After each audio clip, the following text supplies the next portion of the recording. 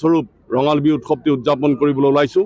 ইতিমধ্যে আমাৰ আজিৰ প্ৰথম কাৰ্যসূচী পতাকা উত্তোলন, শ্বহীদ তৰ্পণ আৰু বিভিন্ন বিহুৱা দলৰ বিহু নাচ প্ৰদৰ্শন ইতিমধ্যে সমাপ্ত হৈ গৈছে।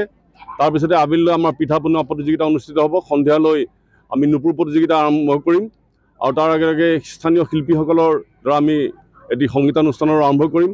অহাকালি আমাৰ বিশেষ কাৰ্যসূচী আছে, যিটো কাৰ্যসূচী হোজাই জিলাত আমি এতিয়ালৈকে কেৱল মাত্ৰ অনুষ্ঠিত কৰি আহিছোঁ, সেয়া হৈছে সদৌ অসম ভিত্তিত মুকলি বিহু প্ৰতিযোগিতা। এই মুকলি বিহু প্ৰতিযোগিতাত ইতিমধ্যে 12টি বিহুৱা দলে অসমৰ বিভিন্ন ঠাইৰ তেওঁলোকে ইতিমধ্যে অংশগ্ৰহণ কৰিছে।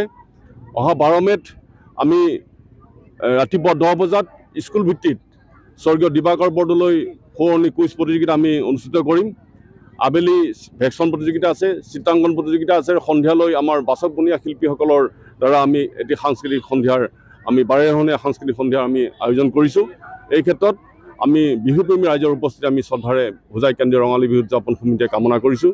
আৰু আমি গৌৰৱেৰে ক'ব পাৰোঁ যে আমি হোজাইবাসীত বিভিন্ন জাতি ধৰ্মাৱলম্বী ভাষাভাষী লোকৰ যি সহায় সহযোগিতা, এই সহায় সহযোগিতাৰে আমি প্ৰতি বছৰেই আমি বিহু উদযাপন কৰি আহিছোঁ। এইবাৰ আমাৰ দেশৰ সাধাৰণ নিৰ্বাচনৰ কাৰণে কিছু পলম হ'ল বিহু উদযাপন কৰাত। আশা ৰাখিছোঁ ভৱিষ্যতে আমি আৰু ইয়াতকৈ আগতে বিহু উদযাপন কৰিম বহাগ মাহত। গতিকে আমি এই চেগতে আপোনালোকৰ চেনেলৰ জৰিয়তে সমূহ হোজাইবাসী ৰাইজ আৰু অসমবাসীলৈ আমি বিহুৰ ওলগ যাচিছোঁ।